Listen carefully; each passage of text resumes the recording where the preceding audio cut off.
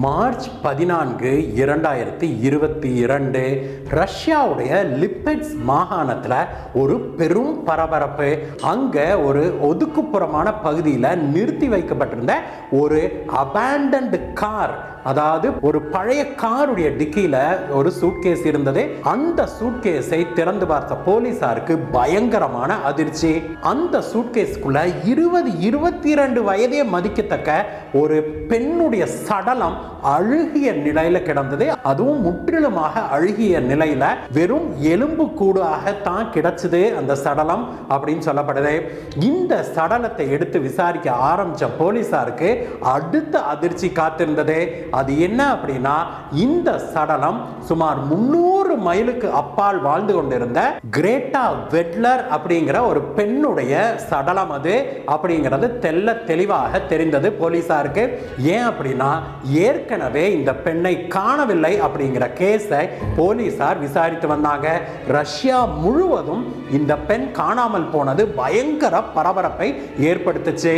ஏன் அப்படின்னா, ரஷ்ய அதிபர் புட்டின் ஒரு சைக்கோ நோயாளி, ஒரு சைக்கோ மனநோயாளி அப்படின்னு அந்த 23 வயதான மாடல் அழகி புட்டினை பயங்கரமா தன்னுடைய இன்ஸ்டாகிராம்லையும் தன்னுடைய பிற சமூக வலைதளங்களையும் போட்டு கிழின்னு கிழிச்சு பயங்கர பரபரப்பை ஏற்படுத்தி வந்தாங்க. அந்த பரபரப்பை அவர் ஏற்படுத்தி சரியாக 1 மாத காலத்துக்குள்ளாக அந்த பெண் காணாம போயிருந்தாங்க. அந்த பெண்ணுடைய சடலம் தான் இப்பொழுது 1 வருடத்துக்கு பிறகு ரஷ்யாவுடைய இன்னொரு பகுதியில் கிட்டத்தட்ட 300 மைலுக்கு அப்பால் கண்டெடுக்கப்பட்டது. ரஷ்ய போர் இப்பொழுது உச்சமடைந்து நடந்து கொண்டிருக்கிற உலகத்தின் மிக பரபரப்பான இந்த சூழல்ல கூட ரஷ்யாவிலிருந்து வெளிவந்திருக்கிற இந்த செய்தி, ரஷ்ய அதிபர் புட்டினை சைக்கோ அப்படின்னு விமர்சித்த கிரேட்டா வெட்லர் அப்படிங்கிற மாடல் அழகியுடைய சடலம் கிடைத்திருப்பது இன்னொரு பெரும் பரபரப்பை ஏற்படுத்தி இருக்குது ரஷ்யால. இந்த பயங்கர பரபரப்பான கேஸை பத்தி தான் இன்னைக்கு பார்க்க போறோம் நண்பர்களே. வாங்க.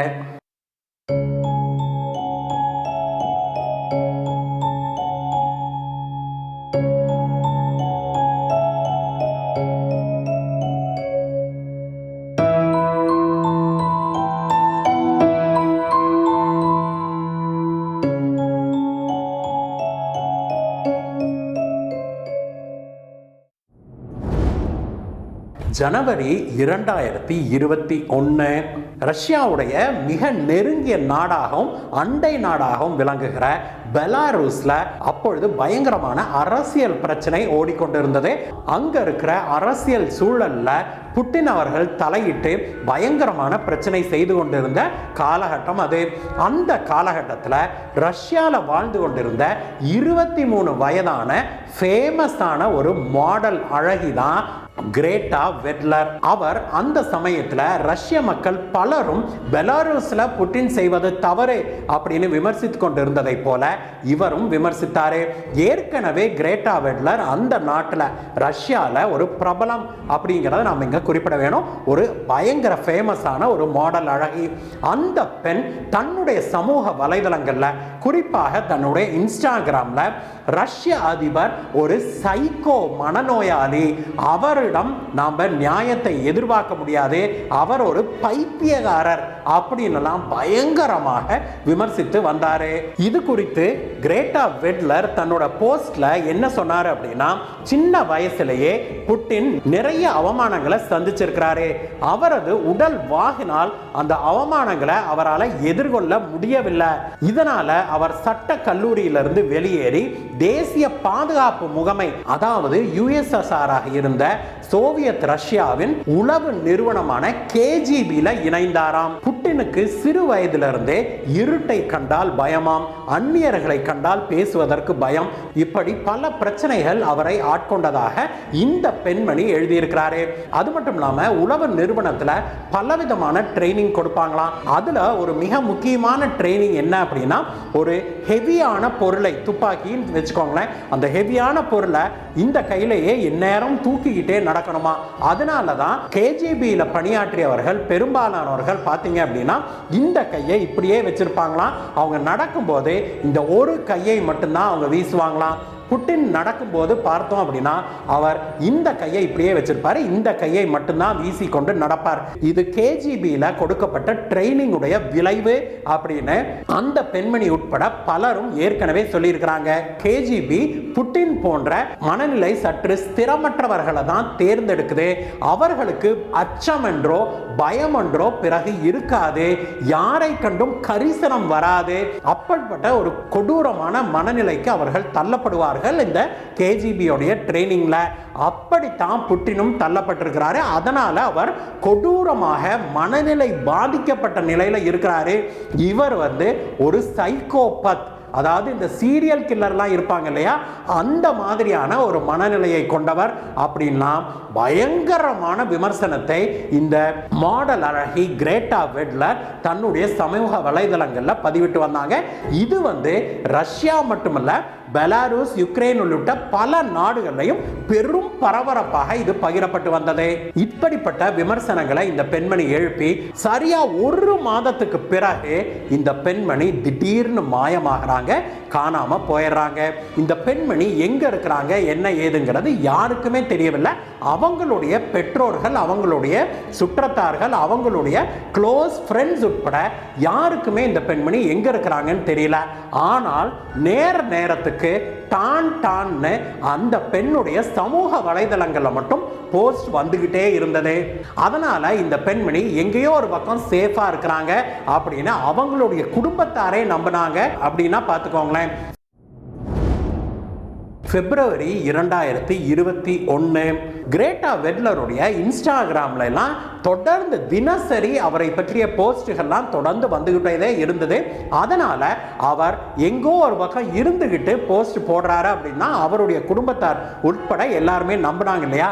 அந்த சமயத்துல தான் அவருடைய நெருங்கிய நண்பரான எவ்ஜெனி ஃபோஸ்டர் அப்படிங்கிறவருக்கு ஒரு சந்தேகம் வருது.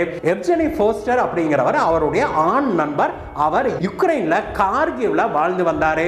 ஆமாம் நண்பர்களே, நம்முடைய மருத்துவ மாணவர்கள் பலரும் யுக்ரைன்ல இருக்கிற கார்கிவ்ல ரஷ்யா பாம்பு போட்ட போது சிக்கிறாங்க இல்லையா, அதே கார்கிவ்ல தான் இந்த எவ்ஜெனி ஃபோஸ்டர் வாழ்ந்து வந்தாரு. அவர் கிரேட்டா வெட்லருடைய இன்ஸ்டாகிராமை தொடர்ந்து பார்த்துக்கிட்டு வர்றவர் தான். கிரேட்டா வெட்லருடைய இன்ஸ்டாகிராம் போஸ்ட்களையும் வீடியோக்களையும் அவர் தன்னுடைய பதிவுகளையும் எடுத்து பதிவேற்றம் செய்து கொண்டிருந்தவர். அவர் ஒரு பெக்யூலியரான ஒரு விஷயத்தை கவனிக்கிறாரு. அது என்னன்னா, கடந்த ஒரு மாத காலமாக கிரேட்டா வெட்லர் போஸ்ட் எல்லாமே பழைய போட்டோக்கள், பழைய விஷயங்களை தான் பேசுது. பிரசன்டாக, அதாவது அப்பொழுது எடுத்த புகைப்படங்கள் எதுவுமே அதுல இல்ல அப்படிங்கிறத கவனிக்கிறார் அவரு. பொதுவாக கிரேட்டா வெட்லர் அன்னன்னைக்கு தினசரி போஸ்டை போடுவர வழக்கமாக கொண்டிருந்தார். டெய்லி நான் இதை சாப்பிட்டேன், இங்க நான் போனேன், அங்க வந்தேன், இப்படி நின்னேன், அப்படி நின்னேன் அப்படின்னு தினப்படி செல்ஃபியாகவும் போஸ்டுகளாகவும் போடுவதை வழக்கமாக வச்சிருந்த கிரேட்டா வெட்லர் தொடர்ந்து ஒரு மாத காலமாக கடந்த கால புகைப்படங்களே போட்டது இவருக்கு ஒரு சந்தேகத்தை எழுப்புச்சு. அதனால அவர் என்ன பண்றாரு, தன்னுடைய நண்பர் ஒருத்தர் ரஷ்யால மாஸ்கோல இருந்திருக்கார். அந்த நண்பரை தொடர்பு கொண்டு, நீங்க நேர்ல போய் கிரேட்டா வெட்லரை சந்திக்க முடியுமா, அவங்களுடைய போஸ்ட் எல்லாமே பழசாதானே இருக்கு, அதனால அவங்க எங்க இருக்கிறாங்க அப்படிங்கிற ஒரு சந்தேகம் எனக்கு இருக்கு அப்படின்னு சொல்லி அவர் சொல்றாரு. அந்த மாஸ்கோல இருந்த அவர் அந்த நண்பரும் கிரேட்டா வெட்லரை தேடிட்டு அவர் வீட்டுக்கு போறாரு, அவருடைய அலுவலகத்துக்கு போறாரு. எங்கேயுமே கிரேட்டா வெட்லர் ஒரு மாத காலமாக நாங்க பார்க்கல அப்படிங்கிற பதில் தான் அவருக்கு கிடைக்குது. உடனடியாக அவர் யுக்ரைன்ல இருக்கிற தன்னுடைய நண்பருக்கு சொல்றாரு. மீண்டும் அந்த நண்பர், போலீஸ்ல தயவு செய்து நீங்க ஒரு புகார் கொடுங்க, அவங்கள காணோம் அப்படின்னு சொல்லி புகார் கொடுங்க அப்படின்னு சொல்லி அவர் சொல்றாரு. அதற்கு பிறகுதான் இந்த யுக்ரைன் நண்பருடைய தூண்டுதலின் பேர்ல தான் மாஸ்கோ போலீசாருக்கு இப்படி கிரேட்டா வெட்லர் அப்படிங்கிற 23 வயது மாடல் அழகிய காணவில்லை ஒரு மாத காலமா அப்படிங்கிற புகாரே கொடுக்கப்பட்டது. அதற்கு பிறகு போலீசார் தீவிரமாக தேட ஆரம்பிச்சிருக்கிறாங்க. அதற்கு பிறகும் கூட பல சந்தர்ப்பங்கள்ல இன்ஸ்டாகிராம்லையும் பிற சோசியல் மீடியாக்களையும் கிரேட்டா வெட்லருடைய அக்கவுண்ட்ல இருந்து அவருடைய புகைப்படங்கள், பழைய புகைப்படங்கள், செய்திகள் வந்து கொண்டே தான் இருந்திருக்குது. அதை வைத்துக்கொண்டு அது எங்க இருந்து வருது அப்படின்னு முடிந்த அளவுக்கு போலீசார் ட்ராக் பண்ண முயற்சிக்கிறாங்க. ஆனால் கொஞ்ச காலத்திலேயே போலீசாருக்கு அந்த கேஸ்ல இருந்த ஒரு இன்ட்ரெஸ்ட் போயிருச்சுன்னு சொல்றாங்க. அதற்கு பிறகு மாஸ்கோ போலீசார் அந்த கேஸை அப்படியே ஆற போடுறாங்க. மார்ச் 14, 2022 கிரேட்டா வெட்லர் காணாம போய் சரியாக 1 வருடம் 2 மாதங்களுக்கு பிறகு போலீசாருக்கு அவருடைய சடலம் கிடைக்குது. அந்த சடலத்தை எடுத்து போலீசார் விசாரணையை மேற்கொள்றாங்க. முதல் வேலையாக கிரேட்டா வெட்லருடைய சுற்றுவட்டாரம் முழுவதையும் பிடிக்கிறாங்க. அவருடைய குடும்பத்தார், நண்பர்கள், உற்றார் உறவினர் எல்லாத்தையும் விசாரிக்கிற போலீசார் அதே சமயத்தில் அவருடைய முந்தைய காதலன் ஒருத்தனையும் பிடிச்சு விசாரிக்கிறாங்க. டிமிட்ரி கெரோவின் அப்படிங்கிறவரை பிடிச்சு போலீசார் விசாரிக்க ஆரம்பிச்ச போது அவர் முன்னுக்கு பின் முரணாக பல விஷயங்களை சொல்றத போலீசார் கவனிக்கிறாங்க. அதனால அவரை பிடிச்சு உள்ள தள்ளி முட்டிக்கு முட்டி தட்டி விசாரிக்கிறாங்க போலீஸ்காரங்க. அதற்கு பிறகு உண்மையை எல்லாம் கக்குகிறான் இந்த டிமிட்ரி. அவன் என்ன சொல்றான் அப்படின்னா, ஆமாங்க சார், கிரேட்டா வெட்லரை கொன்னது நான் தான். அவ என்னுடைய எக்ஸ் காதலி. சென்ற ஆண்டு ஜனவரி மாதம் நாங்க 2 பேரும் ஒரு முறை சந்தித்த போது எனக்கும் அவளுக்கு பண பிரச்சனையில ஒரு சின்ன பிரச்சனை வந்துருச்சு. நான் அதுல கடுப்பாகி என்னுடைய அறையில அவளை வச்சு நான் கொன்னுட்டேன். கொன்ன பிறகு ஒரு புதிய சூட்கேஸை வாங்கிட்டு வந்தேன். அந்த சூட்கேஸ்ல போட்டு இவளை அடைச்சு ரூம்ல வச்சிருந்தேன். அதற்கு பிறகு இந்த பாடியை எப்படி டிஸ்போஸ் பண்றது அப்படின்னு என்னால முடிவு செய்ய முடியவில்லை. அதனால அடுத்த 3 நாட்கள் அவளுடைய சடலத்தை சூட்கேஸ்ல வச்சு அடைச்சிருந்தேன் இல்லையா, அதையும் என்னுடைய அறையிலேயே வச்சுக்கிட்டு அதே அறையிலேயே அவளுடைய சடலத்துடனேயே நான் 3 நாட்கள் தங்கியிருந்தேன். அதற்கு பிறகு அந்த சூட்கேஸ் எடுத்துட்டு போய் என்னுடைய கார் டிக்கியில வச்சேன். நானே அந்த காரை ஓட்டிக்கிட்டு இங்க இருந்து 300 மைல் கடந்து லிபிட்செக் அப்படிங்கிற இடத்துக்கு போனேன். அங்க போயிட்டு ஒரு ஆள் அரவம் இல்லாத ஒரு காட்டு பகுதியில் இந்த காரை அங்கே விட்டுட்டேன். நம்பர் பிளேட்டை எல்லாம் நான் கழட்டிட்டதுனால போலீசார் அவ்வளவு எளிதில் அந்த கார் யாருடையதுன்னு கண்டுபிடிச்சிடக்கூடாது அப்படிங்கிறதுக்காக அதுல இருந்த என்னுடைய நம்பர் பிளேட்டை நான் கழட்டிட்டு கிரேட்டா வெட்லருடைய சடலத்தை சூட்கேஸ்ல வச்சு நான் அந்த கார் டிக்கியில வச்சிருந்தேன் இல்லையா, அந்த காரை அங்கேயே விட்டுவிட்டு நான் திரும்பி என் ஊருக்கு வந்துட்டேன். 1 வருட காலத்துக்கு மேலாயிருச்சு. இதுவரைக்கும் போலீசார் என்னை தேடி வராததால நான் தப்பிச்சிட்டேன் அப்படின்னு நினைச்சேன். அந்த சமயத்துல தான் அந்த காருடைய இன்ஜின் நம்பர், சேசிஸ் நம்பரை வச்சு போலீசார் என்னைய பிடிச்சிட்டீங்க நீங்க அப்படின்னு சொல்லி டிமிட்ரி சொல்லி இருக்கிறான். நடந்த உண்மைகளை எல்லாம் அவன் சொன்ன பிறகுதான் ரஷ்ய அதிபர் புட்டினை சைக்கோபத் அப்படின்லாம் விமர்சித்த இளம் மாடல் அழகி கிரேட்டா வெட்லருடைய சாவுக்கும் ரஷ்ய அதிபர் புட்டினுக்கும் எந்த சம்பந்தமும் இல்லை அப்படிங்கிறது தெளிவானது. இந்த வீடியோவை பற்றிய உங்களுடைய கருத்துக்களை சொல்லுங்கள் நண்பர்களே. மீண்டும் உங்களை வேற வீடியோ சந்திக்கிறேங்க. Bye bye.